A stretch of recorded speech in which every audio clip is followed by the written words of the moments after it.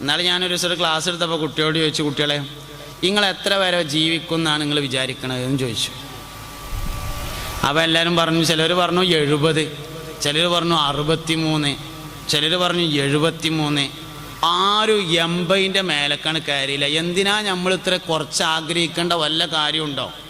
എന്താ ഇപ്പോൾ ഒരു 110, 120 കണ്ട് ആലോചിച്ചാൽ അള്ളാഹു തആല ഇജ്ജ് വലിയ അക്രമിയാണ്, 110 വരെ ജീവിക്കണമെന്ന് ആഗ്രഹിച്ചില്ലേ എന്ന് ചോദിക്കോ? ഇല്ലല്ലോ. വെറുതെ എന്തിനാ ആവശ്യമില്ലാത്ത നിൽക്കണത്?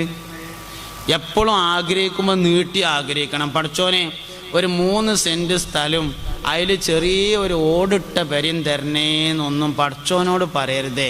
45 സെൻറ്റ് സ്ഥലവും എല്ലാവരെയും പോലെ 2 നിലയുള്ള ഒരു വലിയ ബിൽഡിങ്ങും അതിൻ്റെ മുറ്റത്തൊരു ഇന്നോവ കാറും തരണേന്ന് തന്നെ ദോരക്കണം. ഇഷ്ടം പോലെ പഠിച്ചോൻ്റെ അടുത്തുണ്ട്. ചോദിച്ചാൽ അവൻ തരാമെന്ന് പറഞ്ഞത് പറ്റിക്കാൻ വേണ്ടി പറഞ്ഞതല്ല, തരാൻ വേണ്ടി പറഞ്ഞത് തന്നെയാണ്, ചോദിക്കായിട്ടാണ്. അപ്പോൾ വയസ്സാവുമ്പോൾ ഞാൻ ദണ്ണത്തിൽ കിടക്കുന്നു, ദണ്ണത്തിൽ കിടക്കുമ്പോൾ മരുന്നെടുത്ത് തരാൻ ആൾ വേണമെന്നും നമ്മൾ മനസ്സ് കണക്ക് കൂട്ടിയാൽ അങ്ങനെ തന്നെ സംഭവിക്കും. എന്തിനാ അങ്ങനെ കണക്കൂട്ടേണ്ട ആവശ്യം? അതിൻ്റെ ഒരു ആവശ്യമില്ലല്ലോ.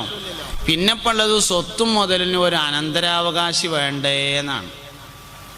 അനന്തരാവകാശി ഉണ്ടായില്ല എന്ന് വെക്കുക, ആരുമില്ല മരിച്ചപ്പോൾ. അവസാനം തഹസിൽദാർ വന്നിട്ട് അതിൻ്റെയൊക്കെ കണക്കെടുത്തുങ്ങാണ്ട് ഗവൺമെൻറ് കണ്ട് കെട്ടിക്കൊണ്ടുപോയി.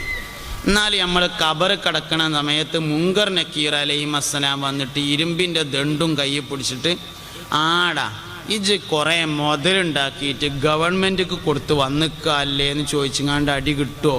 ഇല്ലേ. അത് നമുക്ക് വെറുതെ ആവശ്യമില്ലാതെ തോന്നിയതാണ്, ഒന്നും വരില്ല, അത് വെറുതെ തോന്നിയതാണ്, അതുകൊണ്ടൊന്നും കാര്യമില്ല. പിന്നെ ജീവിതകാലത്ത് അത് ഉപയോഗപ്പെടുത്താൻ പറ്റിയ നല്ല നല്ല നല്ല നല്ല കാര്യമാണ്.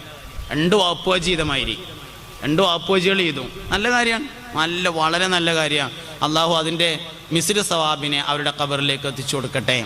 അതിൻ്റെ ഒരു മദദിനെയും അതിൻ്റെ ഒരു നൂറിനെയും അവരുടെ ഖബറിലേക്ക് അള്ളാഹു എപ്പോഴും നിലനിർത്തട്ടെ. നല്ല കാര്യമാണ്. മുതലിൻ്റെ ഏറ്റവും വലിയ ഉപകാരം എന്താ?